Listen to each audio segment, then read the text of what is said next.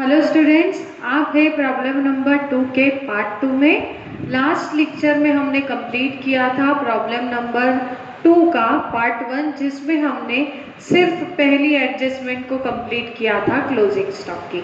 ठीक है, अभी उसी कंटिन्यूशन में हम आगे बढ़ते हैं एडजस्टमेंट नंबर 2 के साथ। तो देखिए, एडजस्टमेंट नंबर 2 पर आपने मार्किंग की होगी 6 नंबर की। क्यों?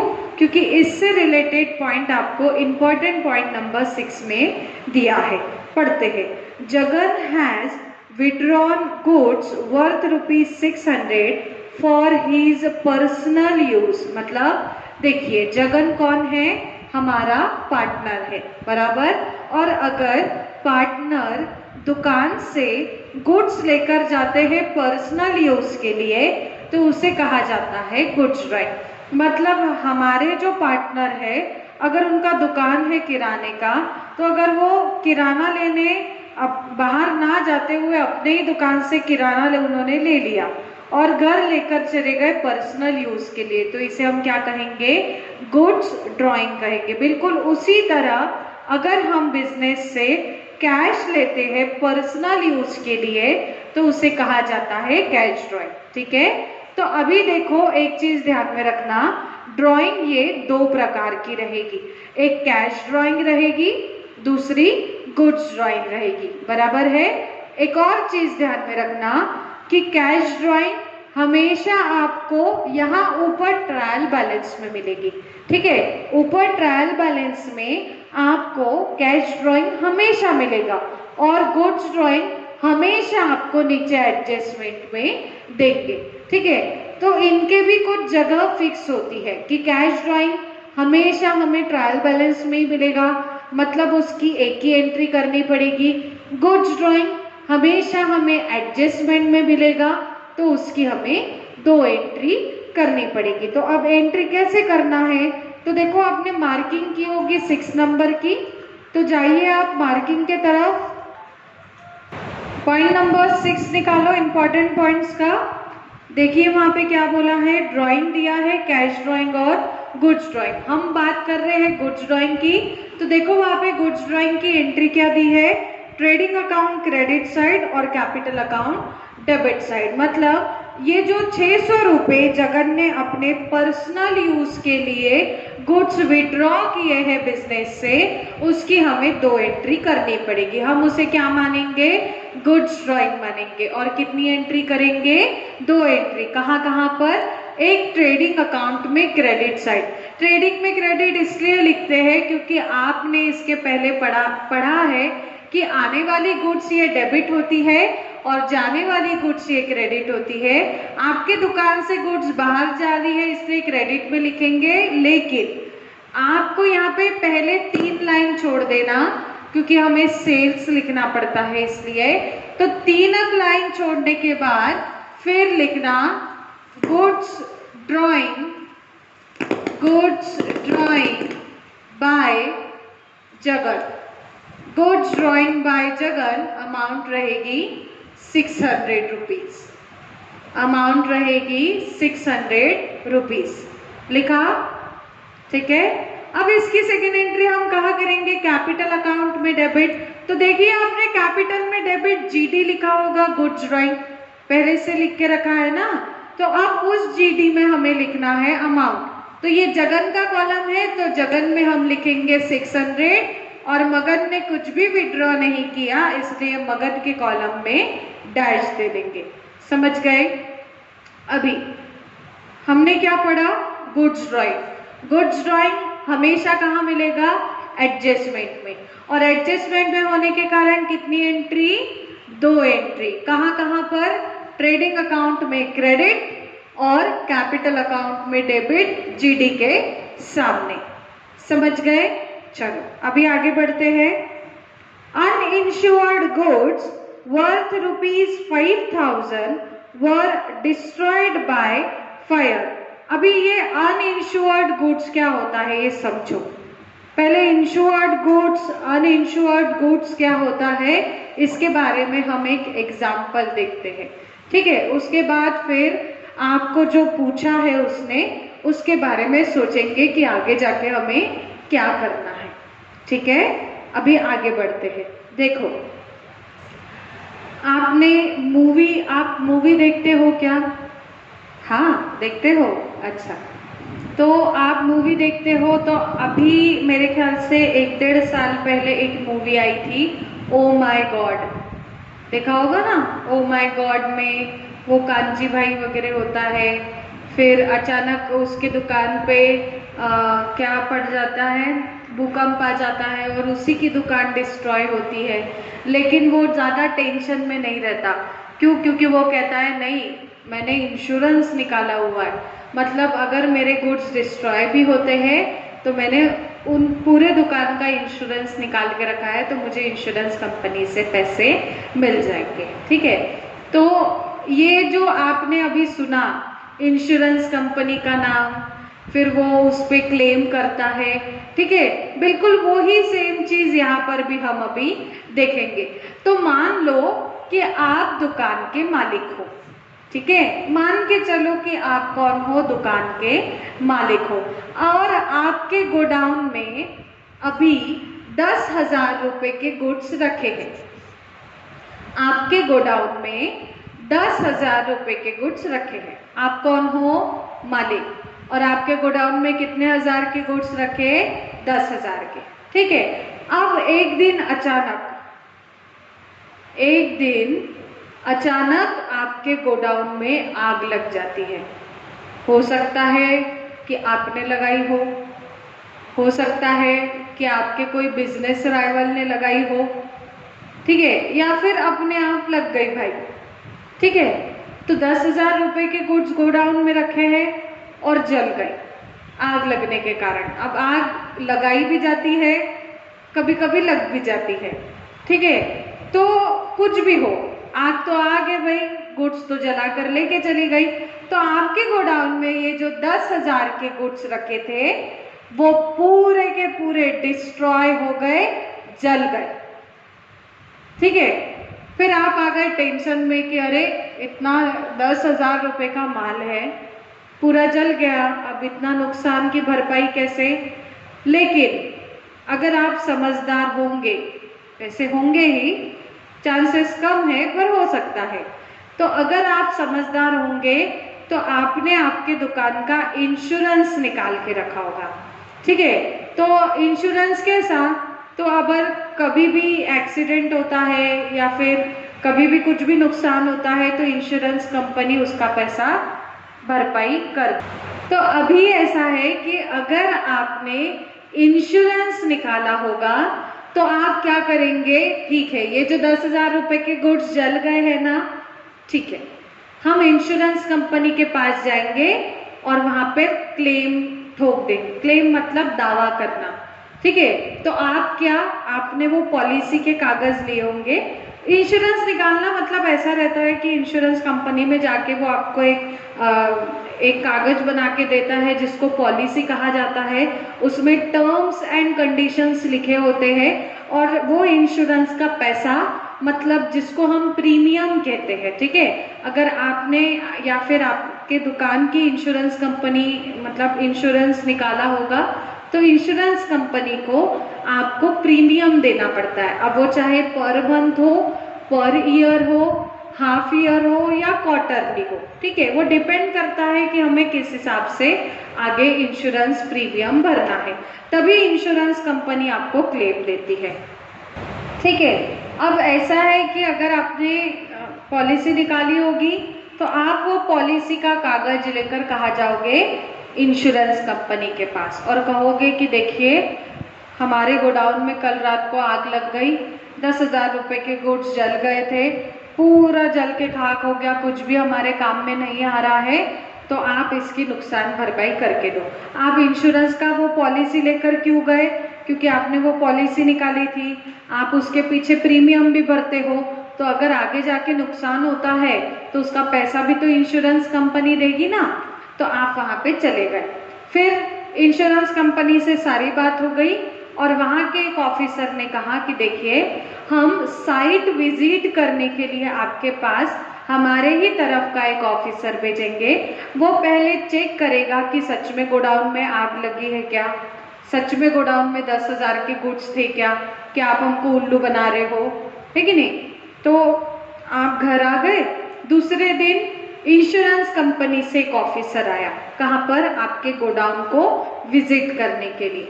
फिर आप उसे गोडाउन में लेकर गए और उसने देखा हाँ ये सामान इतना जल गया है, उसने पूरा इंस्पेक्शन किया कि हाँ ये चीजें यहाँ पर हुई है, ठीक है। उसके बाद उसने पूरी देखरेख करने के बाद अपना इंश्योरेंस कंपनी में चले गया और आप यहाँ घर आ गए, ठीक है। फिर इंश्योरेंस कंपनी से एक दिन आपको फोन आया कि देखिए हमारे तरफ से जो ऑफिसर आया था तो उसने जो भी वहाँ पे चीजें देखी और इंस्पेक्शन किया तो उससे ऐसा लगता है कि नहीं आपका सिर्फ 8,000 का ही नुकसान हुआ है।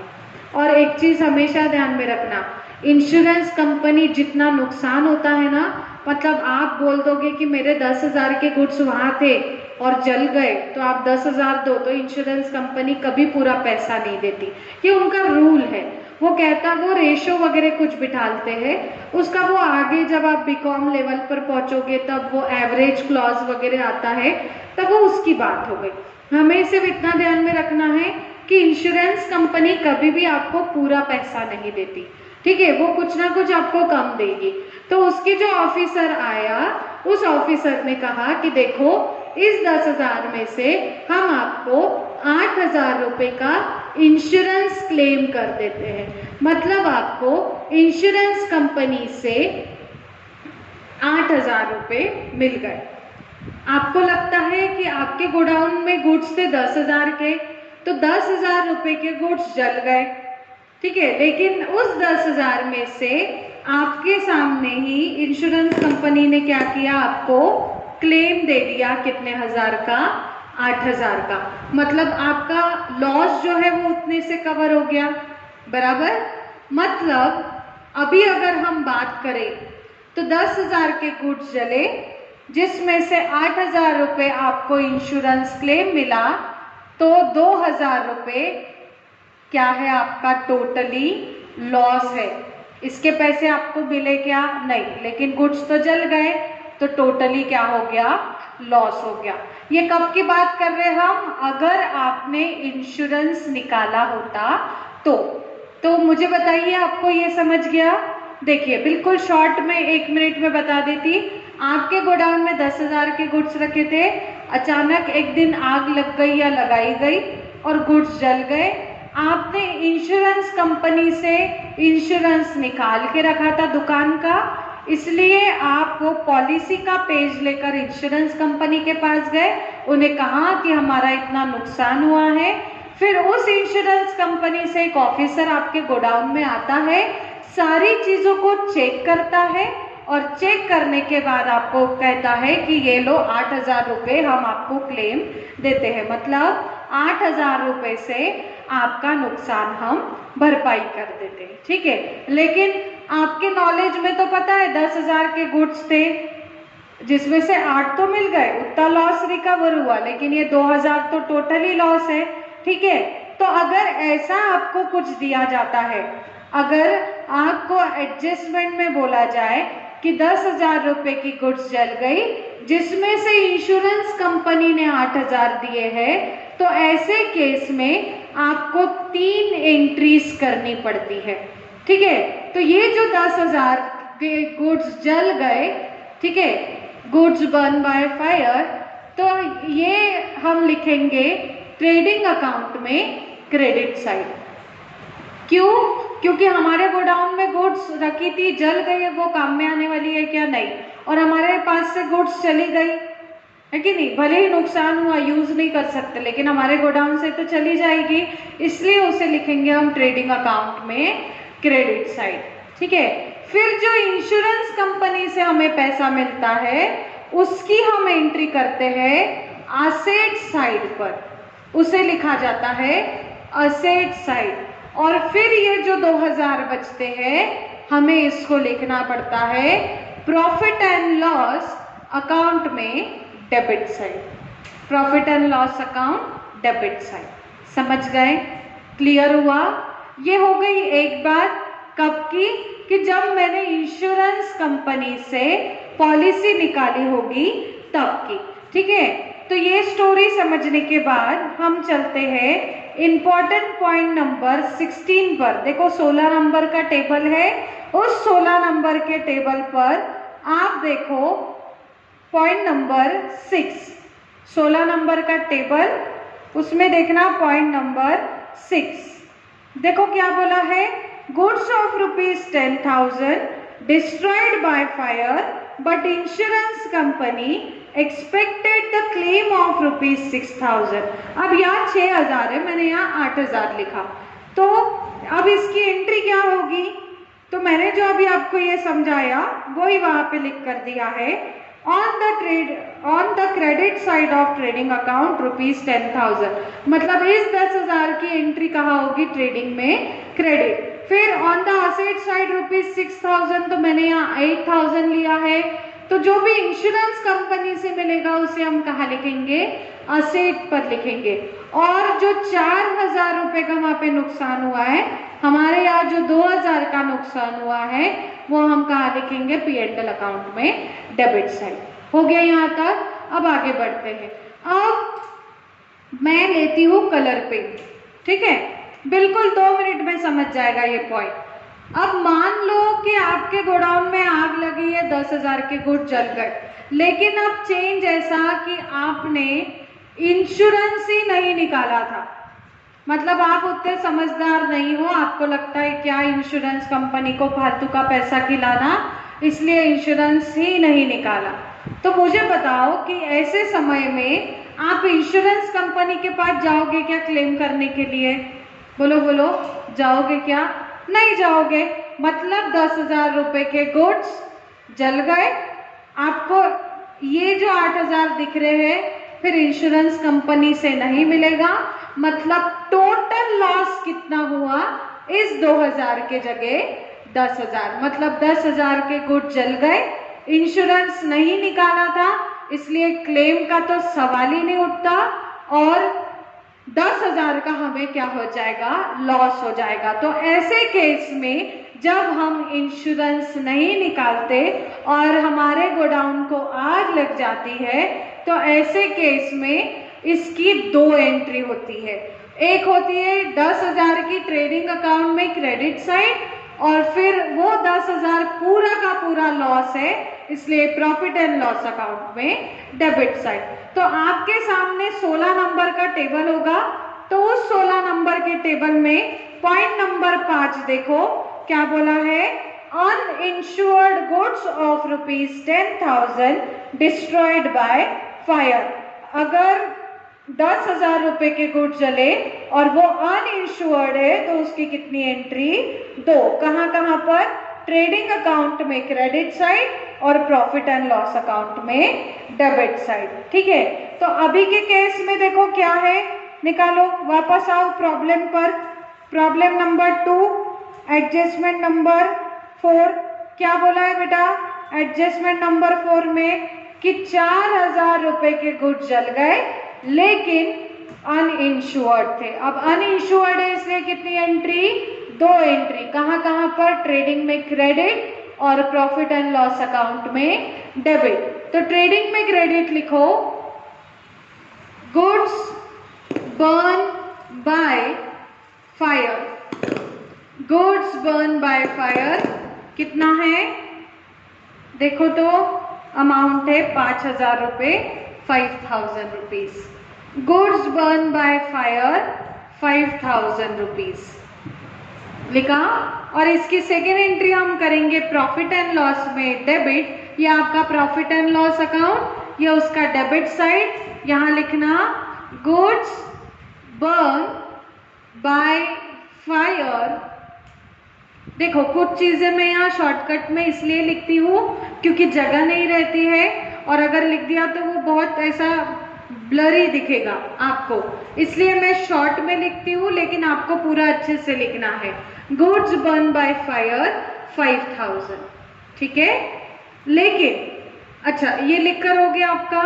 हाँ, लेकिन अगर ऐसा होता कि अगर इस 5,000 में से इंश्योरेंस कंपनी ने आपको 4,000 रुपए का क्लेम दिया होता, तो ऐसे केस में हम कितनी एंट्री करते, 3। 5000 लिखते ट्रेडिंग अकाउंट में क्रेडिट साइड, 4000 लिखते असेट साइड और 1000 लिखते P&L अकाउंट में डेबिट साइड। समझ गए? तो बहुत आराम से हमने इस पॉइंट को पढ़ा है। अगर आगे जाके ये पॉइंट आता है तो आपको इजीली सॉल्व करते आना चाहिए। ठीक है, ओके। अब चलते हैं नेक्स्ट एडजस्टमेंट के तरफ। Adjustment number 5, ₹225 written off as bad debt from debtor. मतलब क्या बोला है, आपको ये एडजस्टमेंट डेटर के ऊपर चार्ज करनी है। कुछ बच्चे डेटर को डेप्टर बोलते, उस स्पीकर अचानक बंद होने के कारण वो वीडियो को रोकना पड़ा था। वापस से चालू करते हैं। हम थे एडजस्टमेंट नंबर 5 पर, जहाँ पे बोला था ₹225 written off as bad debt from debtor. अब बैड डेट और बैड डेट रिजर्व की कंसेप्ट ही आपको पता होनी चाहिए। ठीक है, तो एक चीज ध्यान में रखना, आपने बैड डेट और बैड डेट रिजर्व पहले पढ़ा होगा जब गुलाने सर ने आपको टर्मिनोलॉजी पढ़ाई होगी, प्लस इसके अभी इम्पोर्टेंट पॉइंट जब पढ़ाए होंगे उसमें भी पढ़ा होगा।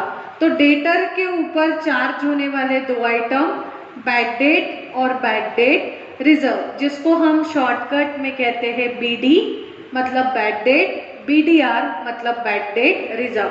आपको लग रहा होगा BD मतलब नहीं, ठीक है, यहाँ पे BD मतलब बैड डेट और BDR मतलब बैड डेट रिजर्व। तो अगर ये 2 आइटम ऊपर ट्रायल बैलेंस में आपको मिलते होंगे, बैड डेट और बैड डेट रिजर्व अगर ऊपर ट्रायल बैलेंस में मिलते होंगे तो उसे हम ओल्ड कहते हैं, और यही सेम आइटम अगर आपको एडजस्टमेंट में मिलते होंगे तो उसे हम न्यू कहते हैं। ठीक है, मतलब अगर ये ऊपर दिया है तो OBD old bad debt, OBDR old bad debt reserve, नीचे एडजस्टमेंट में दिया तो बोलेंगे NBD new bad debt, NBDR new bad debt reserve. ठीक है, और इसको हमेशा डेटर में से ही माइनस करना होता है। तो देखो आपने इस पर मार्किंग किया होगा पॉइंट नंबर 10। ठीक है, तो देख लो पॉइंट नंबर 10 इंपॉर्टेंट पॉइंट्स का। पॉइंट नंबर 10 ये हम तभी इंपॉर्टेंट पॉइंट्स देखा करेंगे जब तक हमें एडजस्टमेंट की आदत नहीं हो जाती, और एक बार हमें पता चल गया कि किसकी एंट्री कहाँ होनी है तो फिर हम वो मार्किंग करना भी छोड़ देंगे और एडजस्टमेंट मतलब इंपॉर्टेंट पॉइंट में जाना भी छोड़ देंगे। तो देखो पॉइंट नंबर 10 में आपको बैड डेट और बैड डेट रिजर्व के बारे में बोला है।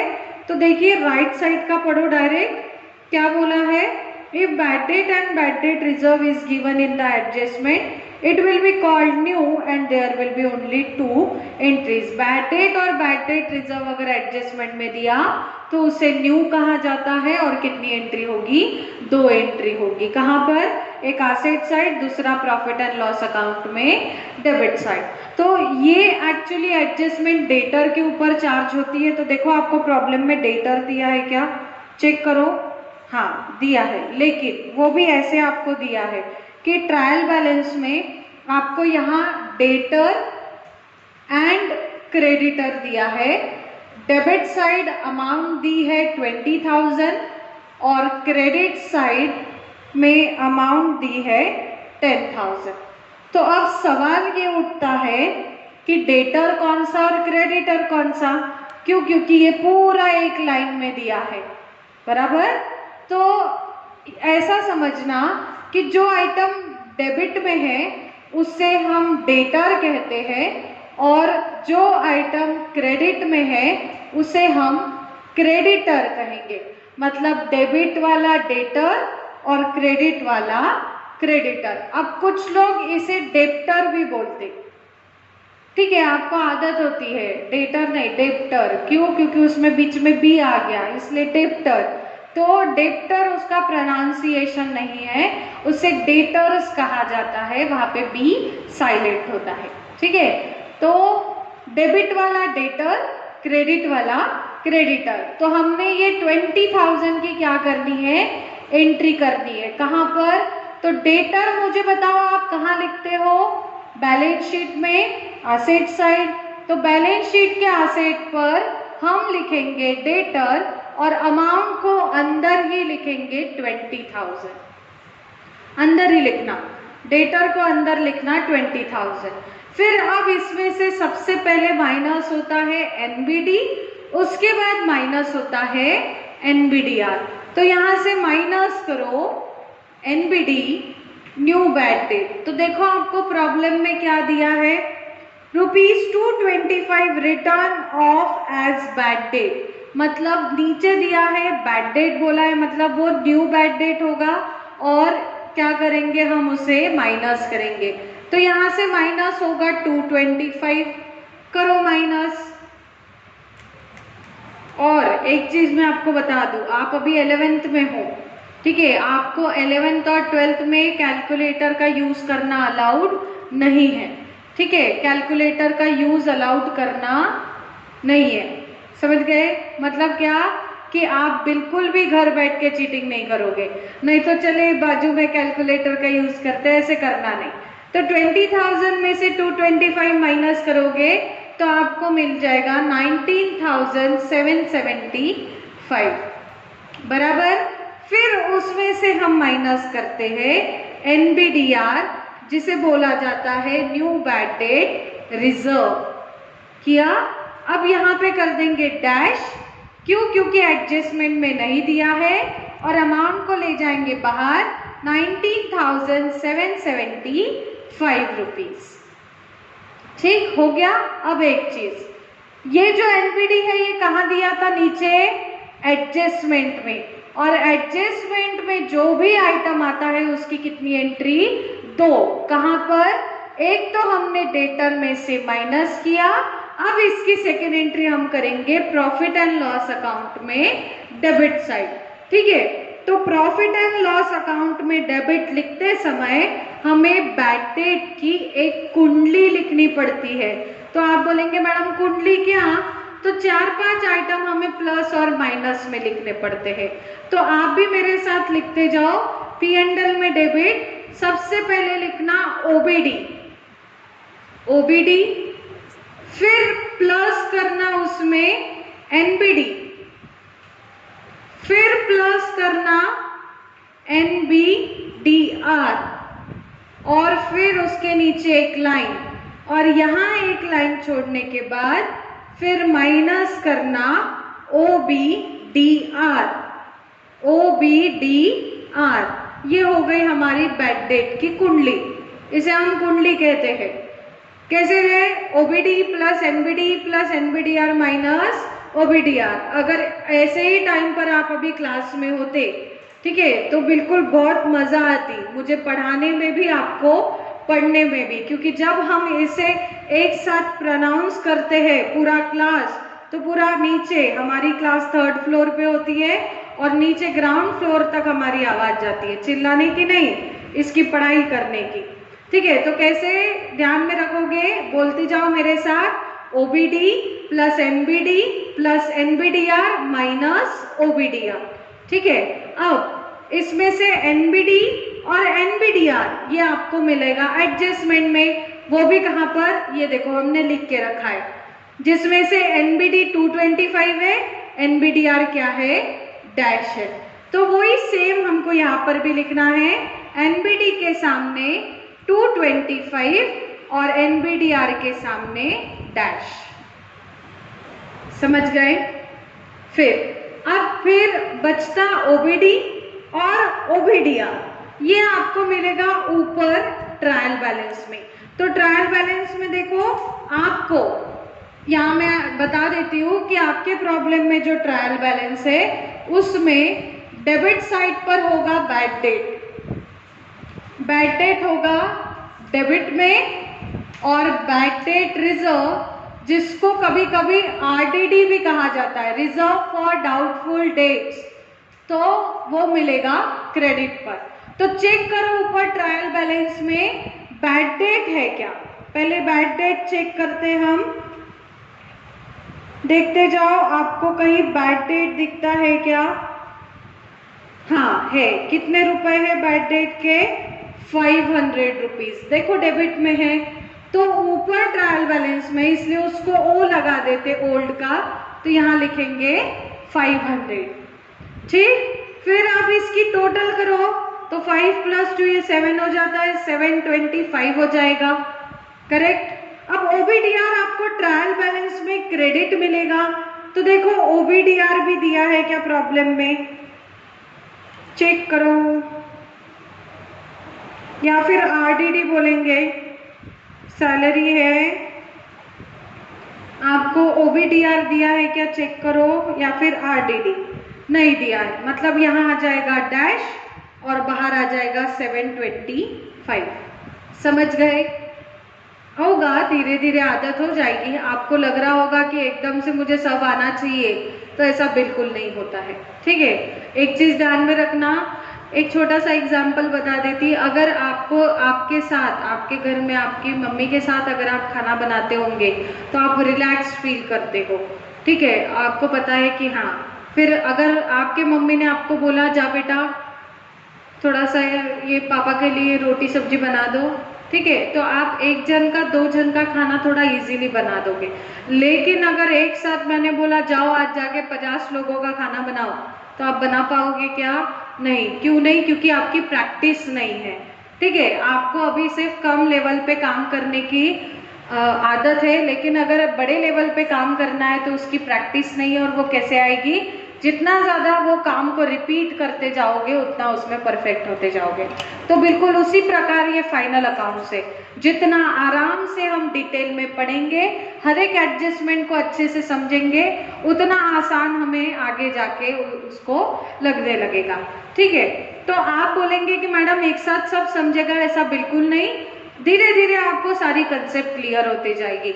मान लो कि एक पॉइंट इस प्रॉब्लम में नहीं समझा तो अगले प्रॉब्लम में समझेगा, लेकिन समझेगा जरूर। ठीक है, ये आपको इसलिए बताते रहना पड़ रहा है क्योंकि आप कैमरे के उस पार बैठे हो, आप अलग टेंशन का लेवल वहां पे सहन कर रहे होंगे कि अरे मुझे समझ नहीं रहा है, ये कैसा वो कैसा। ऐसा नहीं, बिल्कुल रिलैक्स, जो समझता है उसे समझो, नहीं समझता तो फोन करो, अदरवाइज वो नेक्स्ट प्रॉब्लम में तो रिपीट होने ही वाला है।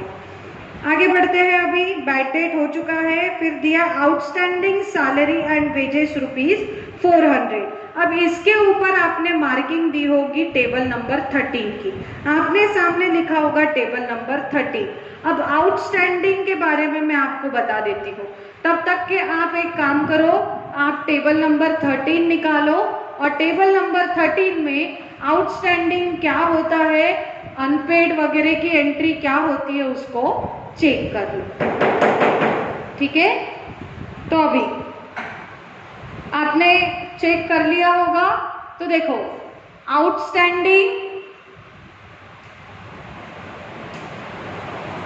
ड्यू और अक्रूड। ठीक है, आउटस्टैंडिंग, ड्यू और अक्रूड, अगर ये वर्ड्स किसी एक्सपेंसेस के साथ जुड़े होंगे, ठीक है, किसी खर्चे के साथ जुड़े होंगे, तो उसे हम कहते हैं अनपेड। और अगर ये वर्ड्स किसी इनकम के साथ जुड़े होंगे तो उसे कहा जाता है अनरिसीव्ड। ठीक है, आउटस्टैंडिंग, ड्यू और अक्रूड, अगर कोई एक्सपेंसेस के साथ कनेक्ट होंगे तो अनपेड, और कोई इनकम के साथ कनेक्ट होगा तो अनरिसीव्ड। ठीक है, अभी मुझे बताओ सैलरी एंड वेजेस ये आपके लिए इनकम है कि एक्सपेंडिचर है? आप अगर किसी को सैलरी देते हो, देखो सेकंड नंबर का ही आइटम है ट्रायल बैलेंस में, सैलरी एंड वेजेस 4600 डेबिट में है, मतलब खर्चा है। अब खर्चा है मतलब वो क्या है, अनपेड है। ये समझ गए? मतलब वहां पर आउटस्टैंडिंग का मतलब क्या निकलेगा, अनपेड सैलरी एंड वेजेस। और अनपेड का मतलब आपको पता है, जो पैसा हमें देना चाहिए था, जो हमने दिया नहीं, उसे क्या कहेंगे, अनपेड। ठीक है, तो मुझे एक बात बताइए, सैलरी एंड वेजेस आप कहाँ लिखते हो? प्रॉफिट एंड लॉस अकाउंट में डेबिट साइड। तो लिखो सबसे पहले salary and wages profit and loss account में डेबिट साइड लिख लो। पहले कितने रुपए है चेक करो, 4600, 4600। सैलरी एंड वेजेस 4600, ठीक है। फिर उसके बाद आपने अभी टेबल नंबर 13 पढ़ा होगा, तो देखो टेबल नंबर 13 में अनपेड दिया है पॉइंट नंबर 1 में। तो क्या बोला है? On the debit side of trading and P&L account add in respective item and second entry will be on liability side, ठीक है। मतलब आपको करना क्या है, उस पर्टिकुलर आइटम में अनपेड को प्लस करना है और सेकेंड एंट्री कहाँ ले जाना है? लाइबिलिटी पर। तो वही हम करेंगे, हम यहाँ पर प्लस करेंगे अनपेड सैलरी एंड वेजेस, कितना है? 400, और अमाउंट को बाहर ले जाएंगे। देखो बेटा प्लस करना है, तो 4600 प्लस 400 बाहर आ जाएगा 5000, ठीक। और इस 400 की ये एडजस्टमेंट में था, इसलिए कितनी एंट्री करेंगे? 2 एंट्री। तो एक किया प्लस, दूसरा ले जाएंगे लाइबिलिटी पर। तो देखो आपने जगन मगन लिखकर ऐसे 2 लाइन बंद कर दिया होगा। उसके बाद लाइबिलिटी पर लिखो unpaid salary and wages, amount रहेगी 5000 रुपीज, 5000 रुपये। क्लियर? समझ गए? फिर 2-3 प्रॉब्लम हो जाने दो, उसके बाद मैं आपको अनपेड प्रीपेड का शॉर्टकट चार्ट बना के दूंगी, ठीक है। अभी नहीं बनाते, बाद में 2 प्रॉब्लम होने के बाद बनाएंगे। चलो आगे बढ़ते हैं। Depreciate land and building at 7.5%, ठीक है। मतलब आपको डेप्रीसिएशन लगाना है। डेप्रीसिएशन लगाना मतलब किसी भी फिक्स असेट पर जब हम डेप्रीसिएशन लगाते हैं, मतलब क्या करते हैं? उस असेट की कीमत को कम करते हैं, ठीक है। तो देखिए आपको डेप्रीसिएशन लगाना है लैंड और बिल्डिंग पर। तो पहले चेक करो ऊपर ट्रायल बैलेंस में आपको लैंड एंड बिल्डिंग दिया है क्या? ऊपर चेक करो ट्रायल बैलेंस में, ट्रायल बैलेंस में आपको लैंड एंड बिल्डिंग दिया है क्या? नीचे से दूसरा आइटम है देखो, और अमाउंट है 25,000। और मुझे बताइए लैंड एंड बिल्डिंग आपके लिए क्या है? असेट है, तो लिखो उसे असेट साइड लिखो।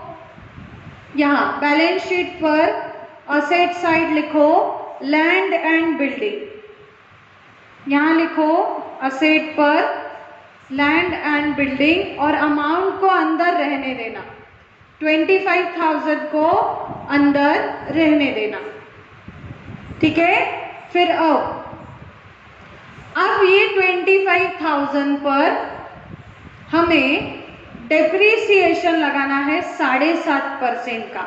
तो ये 7.5% मीन्स ये आधा मतलब होता है 0.5।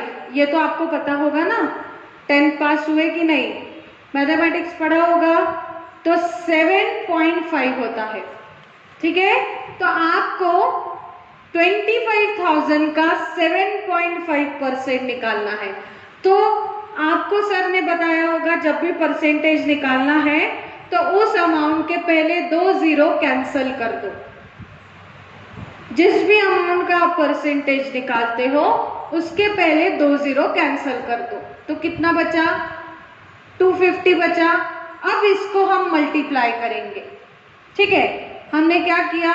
25,000 के 2 जीरो को कैंसिल कर दिया, तो कितना बचा? 250। अब ये हो गया 1%, ठीक है। 2 जीरो कैंसिल करने के बाद हमें ये जो अमाउंट मिली है इसको कहा जाता 1%। हमें कितना चाहिए? 7.5। तो इसलिए मल्टीप्लाई करेंगे 7.5 से, ठीक है। तो आप वीडियो को पॉज करो और इसका मल्टीप्लाई करो, और जब वीडियो को शुरू करोगे तो आपको यहाँ पे उसका आंसर मिल जाएगा। लेकिन कुछ बच्चे या कुछ नालायक स्टूडेंट होंगे जो कंटिन्यू वीडियो को देखेंगे कि अभी तो आंसर पता चल जाएगा, तो ऐसा करना नहीं। आप खुद के साथ ही चीटिंग करोगे, ये ध्यान में रखना। हमारे सामने होते तो हम आपको बिल्कुल वही के वही करने लगाते, लेकिन खुद से चीटिंग करना नहीं। और आप क्या कर दो, 250 को मल्टीप्लाई करो 7.5 से। पहले वीडियो को पॉज करके मल्टीप्लाई कर लो, फिर वीडियो को चालू करना, तो आपको यहाँ पे आंसर मिल जाएगा। तो आप चौंक गए होंगे कि अरे मैडम ने तो बोला था यहाँ आंसर मिलेगा, लेकिन आंसर तो मिला ही नहीं, है कि नहीं? आपने तो आंसर कैलकुलेट किया ना। देखते हैं जिन लोगों ने ट्राई किया है, या सबने ही ट्राई किया होगा, मुझे पता है आप अच्छे बच्चे हो करके। तो देखो आपने सॉल्व किया होगा, पहले इसको 5 से मल्टीप्लाई किया होगा। तो देखो ये 5 0 0 होता है, 5 5 25 होता है, तो 5 आएगा, 2 कैरी जाएगा, 5 2 10 10 प्लस 2 12 बराबर। फिर आपने 7 से मल्टीप्लाई किया होगा, तो 7 0, यहाँ पे देखो क्रॉस लग जाता है, फिर 0, फिर 7 5 35, फिर 3 कैरी, फिर 7 2 14, 14 प्लस 3 ये हो जाता है 17 बराबर। फिर आप इसको प्लस किए होंगे, तो यहाँ आता है 0 5 7 8 और 1, ठीक है। फिर अब ये देखो डेसिमल पॉइंट है, ठीक है। एक स्टेप आप अगर यहाँ से एक स्टेप पीछे जाओगे 5 से, तो एक स्टेप पीछे क्या है, डेसिमल पॉइंट है। तो फाइनल आंसर में भी आपको एक स्टेप पीछे जाना पड़ेगा और डेसिमल पॉइंट देना पड़ेगा। मतलब आपका फाइनल आंसर क्या हो जाएगा, 1875, ठीक है। मतलब 7.5% कितना आता है, 1875 आता है। समझ गए? तो डेप्रीसिएशन तो हमने कैलकुलेट किया। अब डेप्रीसिएशन की बेटा 2 एंट्री होती है, हमेशा याद रखना कि डेप्रीसिएशन को उस असेट में से माइनस करो और सेकेंड एंट्री P&L में डेबिट ले जाओ। क्या करोगे, असेट में से माइनस, सेकेंड एंट्री P&L में डेबिट। मेरे वर्ड्स को ध्यान में रखो, आपको जल्दी समझेगा। तो इसमें से हम माइनस करेंगे डेप्रीसिएशन 7.5%, आंसर आता है 1875।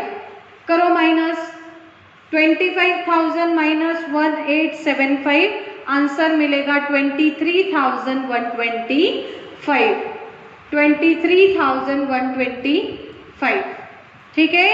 फिर ये जो 1875 है, ये हमने एडजस्टमेंट में था, एडजस्टमेंट से ढूंढ के निकाला, और एडजस्टमेंट में होने वाले हर एक आइटम की 2 एंट्री, असेट में से minus, second entry P&L account debit side. तो यहाँ लिखो depreciation on land and building 1875, depreciation on land and building 1875। समझ गए? हमेशा डेप्रीसिएशन की 2 एंट्री, पर्टिकुलर असेट में से minus and second entry P&L account debit side. हो गया? अब नेक्स्ट एडजस्टमेंट इसी प्रकार है, इसको भी कंप्लीट कर ही लेते हैं, 2 मिनट का ही है बस। देखिए क्या बोला है, गुडविल रिटर्न ऑफ 1/5। तो सबसे पहले देखो ऊपर गुडविल कितनी दी है, आपको दिया है 6500, और गुडविल ये हमारी असेट होती है, तो उसे असेट पर लिखो गुडविल 6500, 6500 अंदर लिखना, ठीक है। अब उन्होंने क्या बोला है कि राइट ऑफ करना है, ठीक है। तो गुडविल कितना है, 6500 है, और उसने कहा है राइट ऑफ करना। देखिए अगर कोई, आपने जब असेट पढ़ा होगा तो असेट में आपने 2 टाइप्स पढ़े होंगे, एक होता है, और भी टाइप पढ़े होंगे, एक fix asset, current asset, 50 shares asset, ठीक है। 50 शेयर्स असेट में गुडविल आती है। 50 शेयर्स असेट मतलब क्या, बोगस असेट, जो होती तो है लेकिन दिखाई नहीं देती, लेकिन उसका महत्व होता है, ठीक है।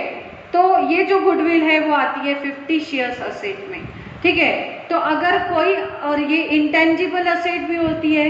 टेंजिबल असेट मतलब क्या, जैसे हम देख सकते, छू सकते। आप गुडविल को देख सकते हो क्या? नहीं। आप छू सकते हो क्या? नहीं। लेकिन गुडविल होती है हल्दीराम, नाम सुना है हमने, लेकिन आप गुडविल को मेजर कर सकते हो क्या? हाँ, ये डब्बा भर गुडविल रखी है करके, होगा क्या ऐसा? नहीं ना। तो इसलिए असेट है, नाम है, लेकिन हम उसको मेजर नहीं कर सकते, हम उसे देख नहीं सकते, हम उसे छू नहीं सकते, ठीक है। तो ऐसे असेट को अगर कम करना है, डेप्रीशिएट करना है, तो उसे डेप्रीशिएट नहीं कहते, उसे राइट ऑफ कहते हैं। मतलब furniture, land, building, plant, machinery, motor vehicle, अगर ये असेट्स होगी तो ये टेंजिबल है, देख सकते, छू सकते, तो इस पर हम डेप्रीसिएशन लगाते। लेकिन गुडविल, ट्रेडमार्क, पेटेंट्स, ठीक है, ये हम देख नहीं सकते, छू भी नहीं सकते, तो हमें क्या करना है, उसको डेप्रीशिएट करते, लेकिन उसको राइट ऑफ कहते हैं, ठीक है। तो अब गुडविल 6500 है, उसको राइट ऑफ करने बोला है, वो भी कितना, 1/5।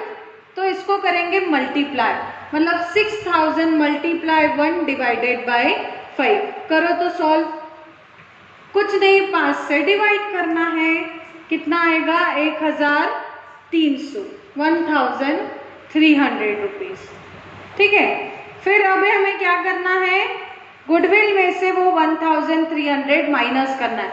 देखो, फिक्स असेट पर लगाया तो डेप्रीसिएशन बोलते, लेकिन इंटेंजिबल असेट्स पर लगाया, गुडविल, पेटेंट, ट्रेडमार्क, इस पर लगाया तो उसे कहते हैं हम राइट ऑफ करना, ठीक है। बाकी ट्रीटमेंट सेम, असेट पर minus, second entry P&L account में डेबिट साइड, ठीक है। तो यहां से माइनस करो, राइट ऑफ 1300 और अमाउंट को बाहर ले जाओ, तो ये बचेगा कितना, 5200। चेक करो, 6500 माइनस 1300, 5200 आ गया। और अब ये 1300 एडजस्टमेंट में था, तो इसकी सेकेंड एंट्री करेंगे हम प्रॉफिट एंड लॉस में डेबिट। लिखो, राइट ऑफ गुड्डू, हम गुडविल को प्यार से गुड्डू कहते, ठीक है। तो राइट ऑफ गुडविल 1300, 1300 हो गया लिखकर।